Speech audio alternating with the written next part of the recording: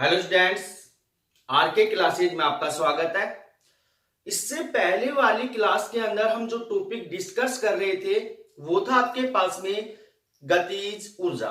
और गतिज ऊर्जा के बारे में मैं आपको अच्छे से समझा चुका हूं कि गतिज ऊर्जा किसे कहते हैं और गतिज ऊर्जा का मान किस प्रकार से निकालते हैं। तो आपके पास में गतिज ऊर्जा क्या होती है इसके बारे में थोड़ा सा डिस्कस दोबारा से कर लेते हैं कि किसी वस्तु की गति के कारण जो ऊर्जा हमें प्राप्त होती है उसे क्या कहते हैं, गतिज ऊर्जा कहते हैं। या फिर इसकी दूसरी डेफिनेशन हम लिखना चाहें तो यदि किसी गतिशील वस्तु को विराम अवस्था में लाने के लिए किया गया जो कार्य है वह कार्य ही क्या कहलाता है, गतिज ऊर्जा कहलाता है।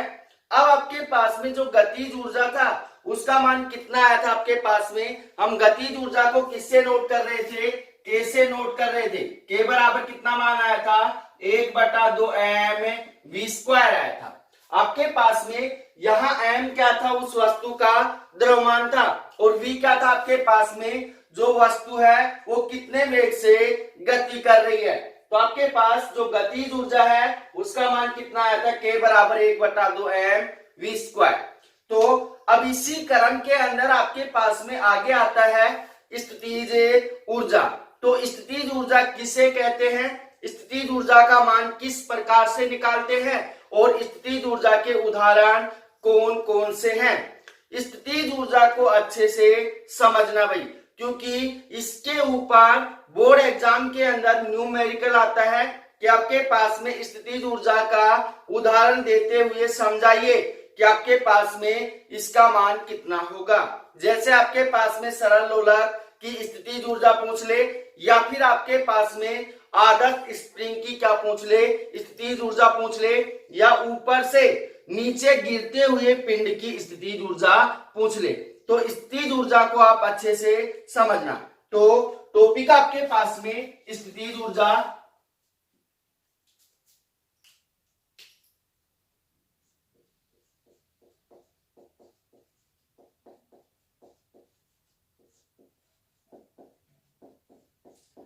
स्थितिज ऊर्जा कहते किसे हैं इसके बारे में हम क्या करते हैं, अभी बात करते हैं। तो आपके पास में स्थितिज ऊर्जा होती क्या है, तो ध्यान से सुनना भाई। किसी वस्तु के स्थिति या अभिविन्यास में परिवर्तन करने पर उस वस्तु के अंदर जो निहित ऊर्जा होती है, संचित जो ऊर्जा होती है, उस ऊर्जा को क्या कहते हैं, स्थितिज ऊर्जा कहते हैं। कि आपके पास कोई वस्तु है, उस वस्तु को आप क्या कर रहे हो, उठा रहे हो, या ऊपर से नीचे रख रहे हो, या एक स्थान से दूसरे स्थान के ऊपर क्या कर रहे हो, परिवर्तन कर रहे हो। तो उस वस्तु के अंदर जो निहित ऊर्जा है उस ऊर्जा को ही क्या कहते हैं, स्थितिज ऊर्जा कहते हैं। तो इसकी डेफिनेशन क्या हो जाएगी कि किसी वस्तु की स्थिति या अभिविन्यास में परिवर्तन करने पर उसमें निहित जो ऊर्जा होती है या उसमें संचित जो ऊर्जा होती है उस ऊर्जा को क्या कहते हैं, स्थितिज ऊर्जा कहते हैं। और स्थितिज ऊर्जा को हम किससे प्रदर्शित करते हैं, U से प्रदर्शित करते हैं। किससे प्रदर्शित करते हैं, U से। और आपके पास में जो गतिज ऊर्जा है उसको हमने किससे प्रदर्शित किया है, K से प्रदर्शित किया है। तो इसकी डेफिनेशन आपको समझ में आ गई होगी। अगर डेफिनेशन समझ में नहीं आई है और स्थितिज ऊर्जा को आपको और अच्छे से समझना है तो इसके लिए हमें एक प्रमेय पढ़नी पड़ेगी, और वो प्रमेय है आपके पास में कार्य ऊर्जा प्रमेय। कार्य ऊर्जा प्रमेय क्या कहती है इसके बारे में अभी मैं आपको बताऊंगा। तो टॉपिक आपके पास में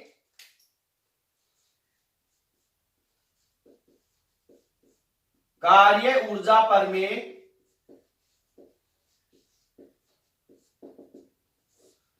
वर्क एनर्जी थ्योरम।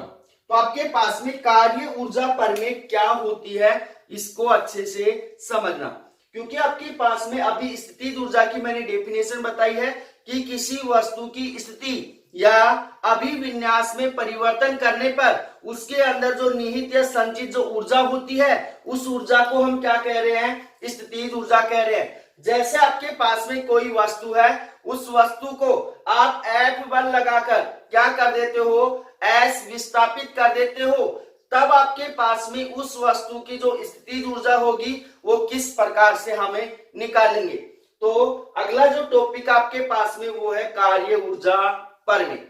तो कार्य ऊर्जा परिमेय क्या होती है, माना आपके पास में कोई वस्तु है, ये क्या है, आपके पास कोई वस्तु है, इस वस्तु के ऊपर F बल लगाया जाता है। क्या लगाया जाता है, F बल लगाया जाता है।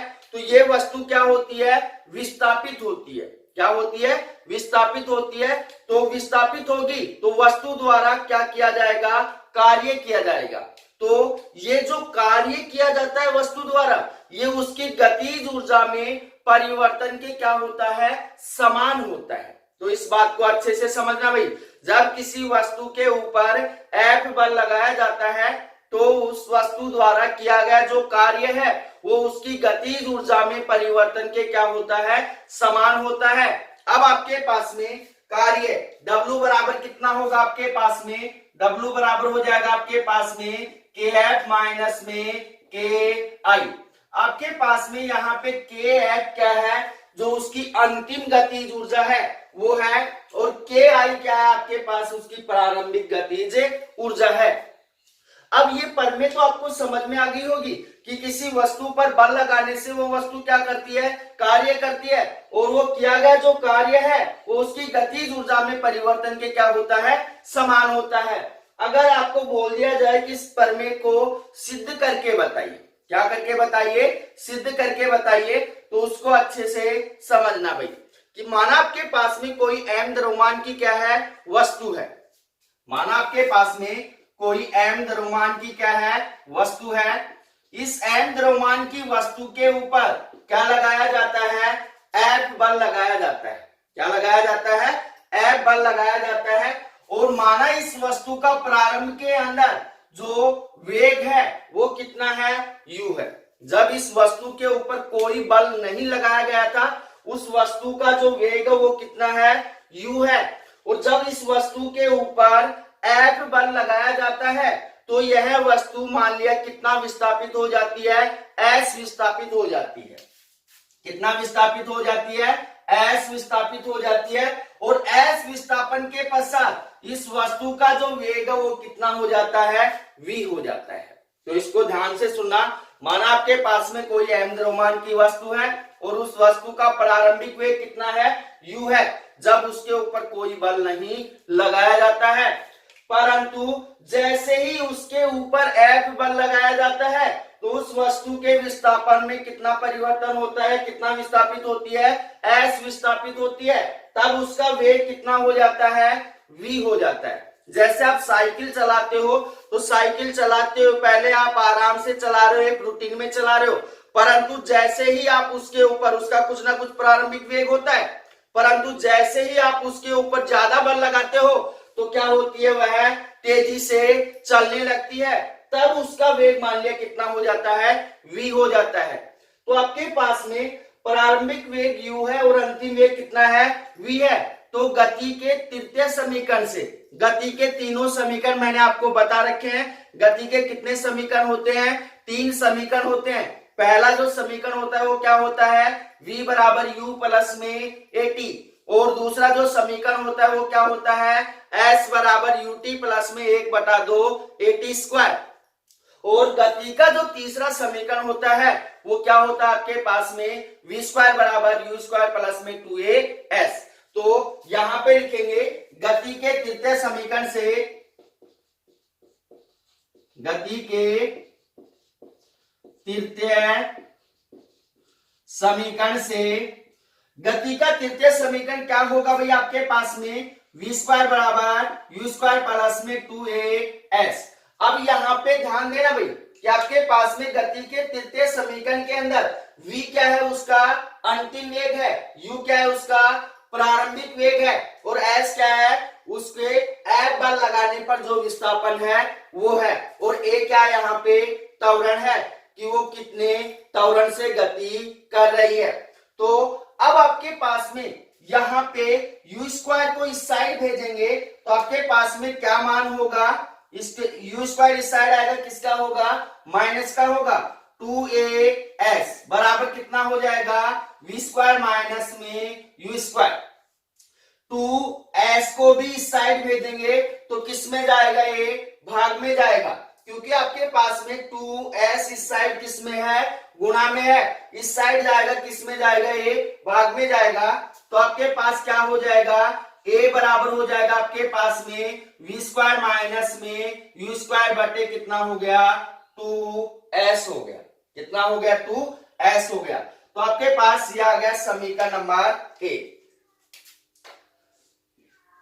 इस समीकरण 1 से आगे अच्छे से समझना कि आपके पास में a बराबर हो गया v square minus u square बटे 2s। अब आगे जब वस्तु के ऊपर F बल लगाया जाता है, जब वस्तु के ऊपर F बल लगाया जाता है तो वस्तु S क्या होती है, विस्थापित होती है, इसलिए S विस्थापन के लिए किया गया कार्य। तो यहां पे लिखेंगे जब वस्तु पारे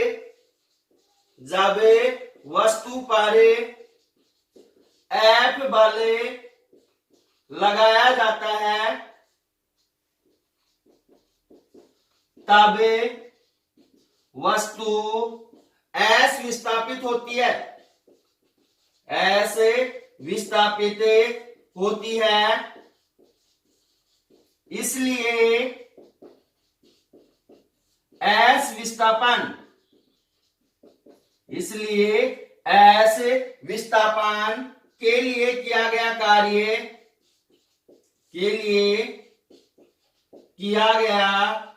कार्य। अब आपके पास में किया गया कार्य, इस चैप्टर के अंदर फर्स्ट टॉपिक मैंने पढ़ाया था, कार्य W बराबर कितना होगा आपके पास में, W बराबर हो जाएगा आपके पास में F डॉट S। तो आपके पास F का मान कितना होगा, आपके पास वस्तु का द्रव्यमान कितना माना है आपने, m माना है, और वस्तु का त्वरण कितना है, a है। तो आपके पास किया गया जो कार्य होगा वो क्या होगा, आपके पास W बराबर हो जाएगा ma इंटू कितना हो जाएगा, s हो जाएगा। अब आपके पास यहाँ पे ध्यान देना, a का मान किसके अंदर है, समीकरण 1 के अंदर है। तो यहां लिखेंगे समीकरण 1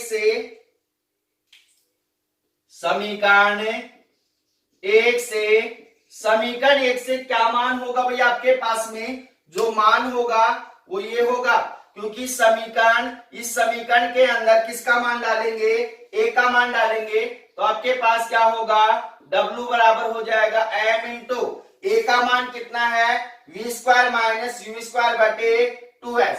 तो यहां हो गया v स्क्वायर माइनस में u स्क्वायर बटे 2s इंटू कितना हो गया, s हो गया। s से s क्या हो गया, कैंसिल हो गया। m इन दोनों संख्याओं के साथ क्या हो जाएगा, मल्टीप्लाई हो जाएगा। तो क्या होगा आपके पास में, W बराबर हो जाएगा आपके पास में m v स्क्वायर माइनस में m u स्क्वायर बटे कितना हो गया, 2 हो गया। दोनों संख्याओं को अलग अलग कर सकते हैं हम, तो करेंगे तो क्या मान होगा आपके पास, W बराबर हो जाएगा 1/2 m v स्क्वायर माइनस में 1/2 m u स्क्वायर। अब यहां पे ध्यान देना भाई कि आपके पास में v क्या है, अंतिम वेग है, और u क्या है, आपके पास में प्रारंभिक वेग है। इससे पहले वाले टॉपिक के अंदर मैंने आपको गतिज ऊर्जा पढ़ा रखी है। तो आपके पास जो गतिज ऊर्जा आई थी वो कितनी आई थी, आपके पास k बराबर 1/2 m v स्क्वायर है, 1/2 m v स्क्वायर। तो आपके पास में यहाँ 1/2 m v स्क्वायर क्या होगी, अंतिम गतिज ऊर्जा होगी, क्योंकि आपके पास में v क्या है, अंतिम वेग है। तो आपके पास में kf बराबर कितना हो जाएगा, 1/2 m v स्क्वायर। तो आपके पास f का मतलब है फाइनली, जो अंतिम है वो गतिज ऊर्जा, और आपके पास में ki बराबर कितना होगा, आपके पास में 1/2 m और कितना हो जाएगा आपके पास में u स्क्वायर।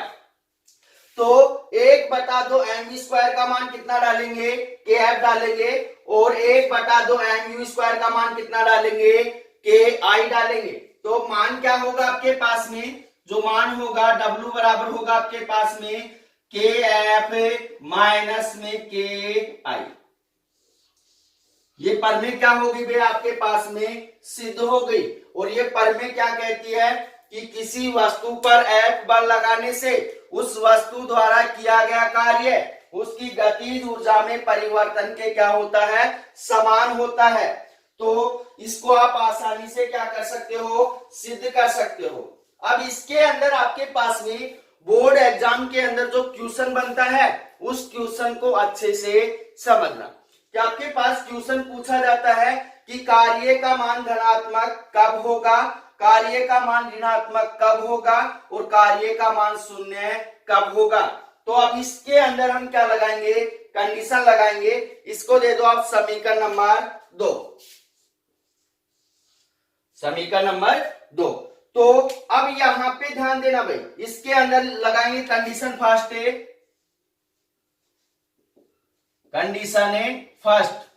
कंडीशन फर्स्ट क्या है, यदि आपके पास में के एफ का मान बड़ा है किससे, के आई से, अंतिम गतिज ऊर्जा का मान बड़ा है आपके पास में किससे, प्रारंभिक गतिज ऊर्जा से।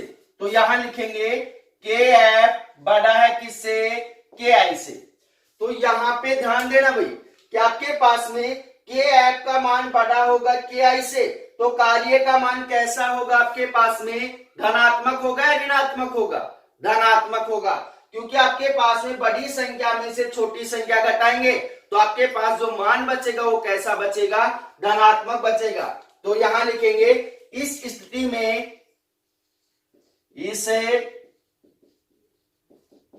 में कार्य का मान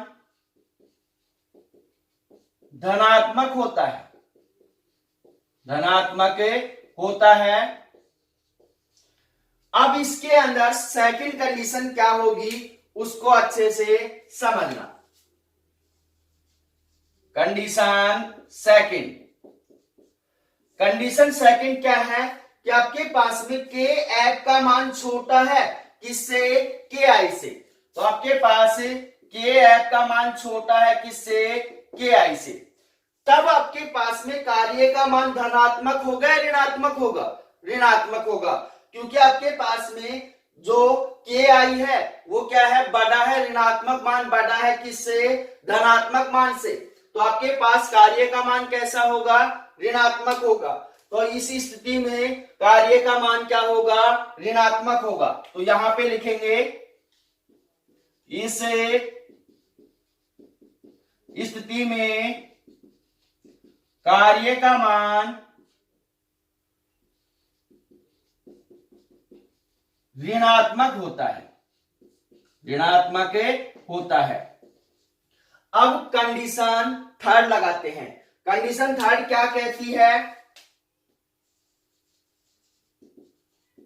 कंडीशन थर्ड, यदि आपके पास में के एफ बराबर कितना है, के आई है, के एफ बराबर कितना है, के आई, ये दोनों मान आपस में समान है तो कार्य का मान शून्य होगा। तो आपके पास यहां पे जब दोनों मान आपस में समान है तो कार्य का मान कितना होगा, शून्य होगा। तो यहां लिख सकते हो आप इस स्थिति में कार्य का मान शून्य होता है, शून्य होता है। तो यहां पे ध्यान देना भाई कि आपके पास में कार्य का मान शून्य होता है और आपसे पूछ लिया जाए कि कार्य का मान और शून्य कहां होता है, जब कोई वस्तु वर्ताकार पथ के अंदर गति करती है तो कार्य का मान क्या होगा, शून्य होगा। क्योंकि कार्य जब मैंने पढ़ाया था आपको उस टाइम मैंने समझा दिया था कि कार्य का मान धनात्मक कहां पे होगा, ऋणात्मक कहां पे होगा और शून्य कहां पे होगा। तो जब कोई वस्तु वर्ताकार पथ के अंदर क्या करती है, गति करती है, तो किए गए कार्य का मान क्या होता है, शून्य होता है। क्यों होता है, क्योंकि आपके पास में जो वस्तु है, मान लिया बिंदु ए से चलना प्रारंभ करती है और वापस कहां आ जाती है, बिंदु ए के ऊपर ही आ जाती है। तो उसके द्वारा किया गया जो विस्थापन है, विस्थापन का मान कितना हो जाएगा, शून्य हो जाएगा। और जब विस्थापन का मान शून्य होगा तो कार्य का मान भी क्या होगा, शून्य होगा। तो आशा करते हैं कि आपको ये वे समझ में आ गया होगा। अगर ये वे समझ में नहीं आया है कार्य ऊर्जा प्रमेय का, तो इससे दूसरा वे भी आपको समझा देता हूं मैं, वो इससे भी क्या है, इजी है, तो अच्छे से समझना।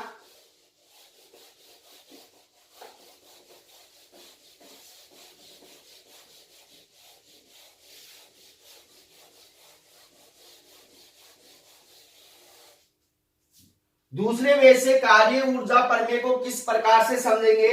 माना आपके पास में कोई m द्रव्यमान की क्या है, वस्तु है, और u वेग से क्या है, गतिशील है। जब इस वस्तु के ऊपर F बल लगाया जाता है तो इस वस्तु के अंदर S क्या होता है, विस्थापन होता है, जिसके कारण इसका वेग कितना हो जाता है, v हो जाता है। तो यहां पे आप लिख सकते हो कि माना आपके पास में कोई m द्रव्यमान की क्या है, वस्तु है, जिसका प्रारंभिक वेग कितना है, u है। जब इस वस्तु के ऊपर F बल लगाया जाता है तो वस्तु के अंदर S क्या होता है, विस्थापन होता है, जिससे S विस्थापन के पश्चात उसका वेग कितना हो जाता है, v हो जाता है। इसलिए गति के तृतीय समीकरण से, तो यहां पे लिखेंगे गति के तृतीय समीकरण से, गति के तृतीय समीकरण से क्या होगा भाई, आपके पास में v स्क्वायर बराबर u स्क्वायर प्लस में 2as होगा, 2as। अब आपके पास में u स्क्वायर को इस साइड भेजेंगे तो आपके पास क्या मान होगा, 2as बराबर हो जाएगा v स्क्वायर माइनस में u स्क्वायर। और आपके पास में यहां 2 को भी साइड भेज दो, s को यहां पे साइड नहीं भेजना है, तो क्या मान होगा आपके पास, as बराबर हो जाएगा v स्क्वायर माइनस में u स्क्वायर बटे 2। और यह आ गया आपके पास में समीकरण नंबर 1। समीकरण नंबर कितना आ गया, 1 आ गया। अब आपके पास में समीकरण 1 को दोनों तरफ n से गुणा करने पर, तो यहां लिखेंगे समीकरण 1 को दोनों तरफ n से गुणा करने पर, n से गुणा करेंगे तो क्या मान होगा भाई आपके पास में, MAS बराबर हो जाएगा m into V square minus में u स्क्वायर बटे 2 हो गया। तो अब आपके पास चूंकि हम जानते हैं F बराबर क्या होता है, MAS होता है, सॉरी W बराबर, कार्य बराबर क्या होता है आपके पास में, MAS, क्योंकि MA बराबर क्या होता है, F होता है, F डॉट S बराबर क्या होता है, W होता है। तो आपके पास W बराबर कितना हो गया, M को इन दोनों संख्याओं के साथ मल्टीप्लाई कर दो, क्या होगा, MV स्क्वायर माइनस में MU स्क्वायर बटे कितना हो गया, 2 हो गया। दोनों को अलग अलग करेंगे तो आपके पास में क्या मान होगा, जो मान होगा वो होगा आपके पास में W बराबर 1/2 m v स्क्वायर माइनस में 1/2 m u स्क्वायर। तो अब आपके पास में v क्या है, अंतिम वेग है, u क्या है, उसका प्रारंभिक वेग है, तो उसकी अंतिम गतिज ऊर्जा Ki बराबर कितना होगा, 1/2 m v स्क्वायर, और Ki बराबर कितना होगा, 1/2 m u स्क्वायर। ये क्या है, इसकी प्रारंभिक गतिज ऊर्जा है। तो दोनों मान उठाकर यहां डालेंगे तो W बराबर कितना हो जाएगा आपके पास में, Kf माइनस में Ki, और यही क्या कहलाती है आपके पास में, कार्य ऊर्जा प्रमेय कहलाती है। और कार्य ऊर्जा प्रमेय क्या कहती है कि किसी वस्तु पर F बल लगाने पर उसकी द्वारा किया गया जो कार्य है वो उसकी गतिज ऊर्जा में परिवर्तन के क्या होता है, समान होता है। तो अब इससे आगे आपके पास में एक टॉपिक और करते हैं कि गुरुत्वीय स्थितिज ऊर्जा। तो गुरुत्वीय स्थितिज ऊर्जा क्या होगी, इसको भी आप अच्छे से समझना। इसी के अंदर आपके पास में स्थितिज ऊर्जा के अंदर ही टॉपिक है गुरुत्वीय स्थितिज ऊर्जा।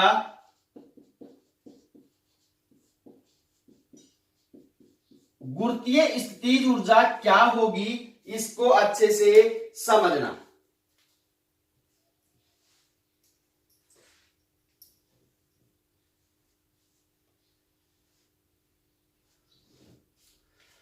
तो आपके पास में गुरुत्वीय स्थितिज ऊर्जा को समझने के लिए ध्यान से समझना भाई कि आपके पास में कोई वस्तु है, इस वस्तु को मैं क्या करता हूं, नीचे से ऊपर की ओर उठाता हूं। तो जो हमारी जो पृथ्वी है वो इस वस्तु के ऊपर क्या लगाती है, गुरुत्वाकर्षण बल लगाती है। क्या लगाती है, गुरुत्वाकर्षण बल लगाती है।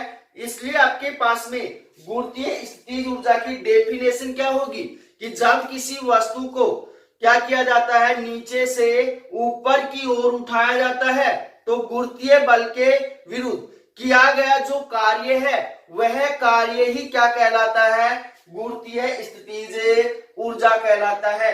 माना आपके पास में ये क्या है, पृथ्वी है, यहाँ पे आपके पास कोई वस्तु रखी हुई है। इस वस्तु को क्या करते हैं, h ऊंचाई तक क्या करते हैं, उठाते हैं। तब किया गया जो कार्य होगा W बराबर कितना होगा आपके पास में, mgh होगा। ये मैं कार्य के अंदर समझा चुका हूं भाई कि आपके पास जब वस्तु को नीचे से ऊपर की ओर, ऊपर से नीचे की ओर रखा जाता है तो आपके पास में जो त्वरण होता है वो क्या होता है, g होता है। धनात्मक होगा या ऋणात्मक होगा इसका मान भी मैं आपको बता चुका हूं।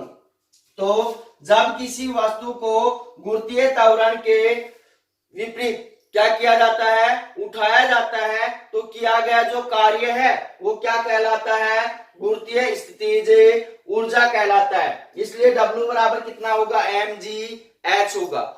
अब उससे आगे आपके पास में यहां g का मान धनात्मक कब होगा और g का मान ऋणात्मक कब होगा।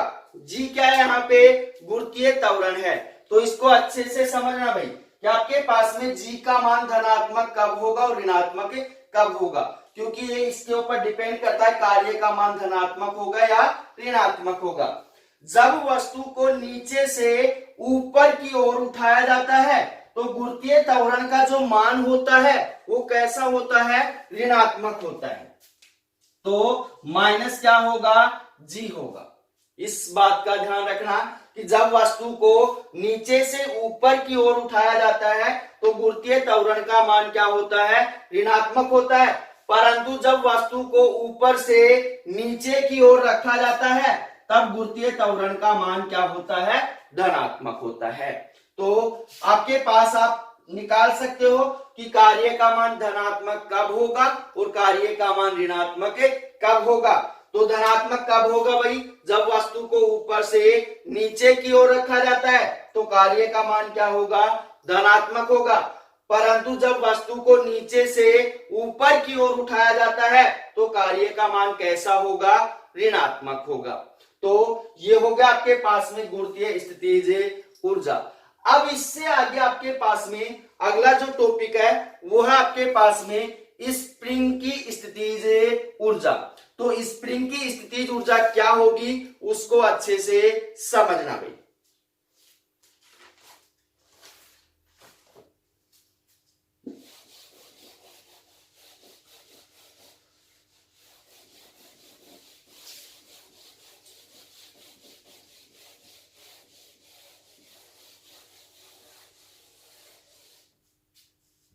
टॉपिक आपके पास में स्प्रिंग की स्थितिज ऊर्जा।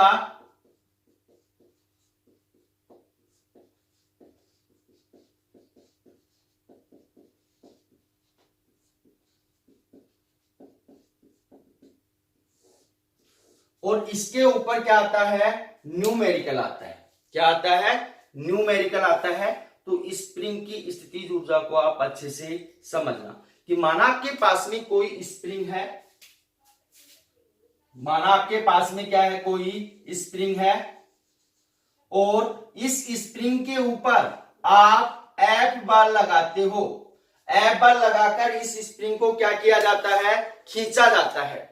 और जैसे ही स्प्रिंग को छोड़ा जाता है तो स्प्रिंग क्या करती है, एक विपरीत दिशा के अंदर, विस्थापन के विपरीत दिशा के अंदर क्या करती है, एक बल लगाती है जिसे क्या कहते हैं, प्रत्यानयन बल कहते हैं। तो इसको अच्छे से समझना। जब स्प्रिंग पर F बल लगाकर उसके अंदर क्या किया जाता है, विस्थापन किया जाता है। मान लिया आपने जो स्प्रिंग है उसको खींचकर कितना विस्थापित कर दिया, x विस्थापित कर दिया। कितना विस्थापित कर दिया, x से विस्थापित कर दिया। अब जैसे ही बल को हटाओगे तो स्प्रिंग क्या करती है, अपनी प्रारंभिक अवस्था में आने का क्या करती है, प्रयास करती है। वो विस्थापन के विपरीत दिशा के अंदर वापस सिमटने की क्या करती है, ये कोशिश करती है। विस्थापन नीचे की तरफ हुआ है परंतु स्प्रिंग क्या करती है, वो इसको वापस खींचने की कोशिश करती है। तो ये विस्थापन के विपरीत दिशा के अंदर क्या करती है कि बल लगाती है। तो आपके पास में इस बल को क्या कहते हैं, प्रत्यानयन बल कहते हैं। प्रत्यानयन बल। तो अब आपके पास में जो प्रत्यानयन बल है वो किस प्रकार से कार्य करता है उसको अच्छे से समझना। कि आपके पास में जो प्रत्यानयन बल है वो स्प्रिंग के विस्थापन के विपरीत दिशा में लगता है। क्या होता है, विपरीत दिशा में, क्योंकि विस्थापन नीचे की ओर है और प्रत्यानयन बल स्प्रिंग को क्या कर रहा है, ऊपर की ओर खींच रहा है। तो जो प्रत्यानयन बल है वो स्प्रिंग के क्या करता है, विस्थापन के विपरीत दिशा में लगता है और इस विस्थापन के क्या होता है, समानुपाती होता है। तो आपके पास यहां पे क्या हो जाएगा, जो प्रत्यानयन बल है F बराबर F समानुपाती होगा किसके, माइनस एक्स के, माइनस एक्स के। यहां पे माइनस क्यों लगा दिया भाई, अभी मैंने जो बात बोली है कि जो प्रत्यानयन बल F है वो स्प्रिंग के विस्थापन के क्या लगता है, विपरीत दिशा में लगता है। तो यहाँ पे जो ऋणात्मक चिन्ह है वो किसको प्रदर्शित कर रहा है, विपरीत दिशा को प्रदर्शित कर रहा है। तो यहां से समानुपाती का चिन्ह हटाएंगे तो एक क्या लगाएंगे, नियतांक लगाएंगे। तो क्या होगा आपके पास में, F बराबर हो जाएगा माइनस के एक्स। यहां के स्प्रिंग नियतांक कहलाता है। क्या कहलाता है, स्प्रिंग नियतांक या प्रत्यानयन नियतांक कहलाता है। तो यहां पे आप लिख सकते हो, यहां के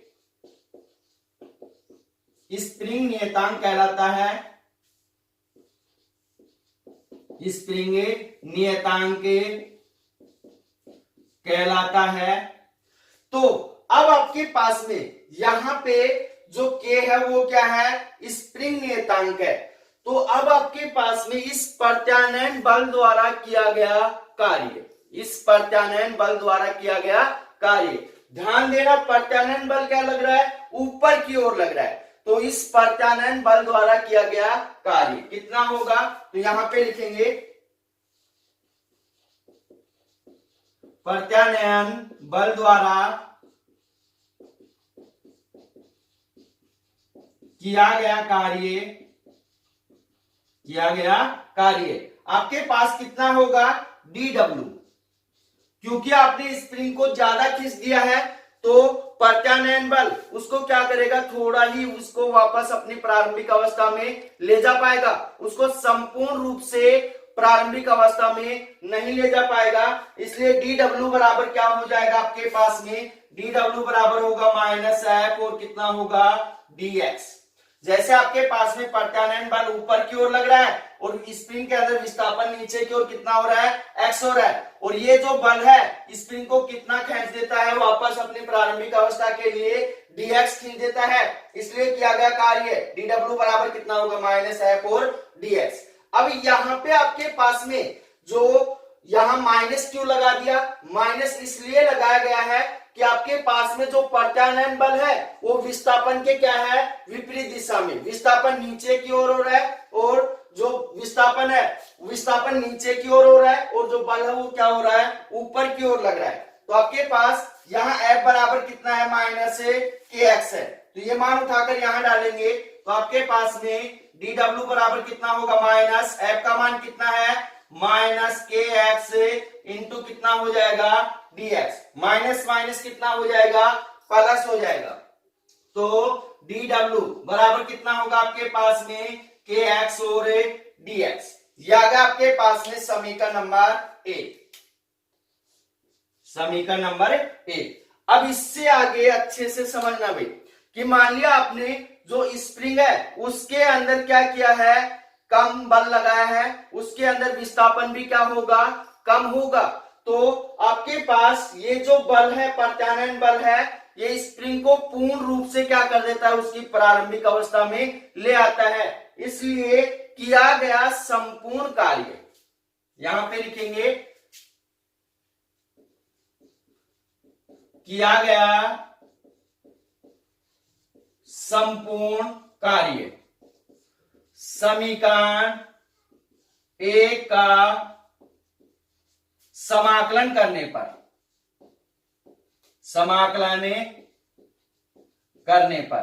अब अपने 10th क्लास के बच्चों को प्रॉब्लम आती है समाकलन के अंदर।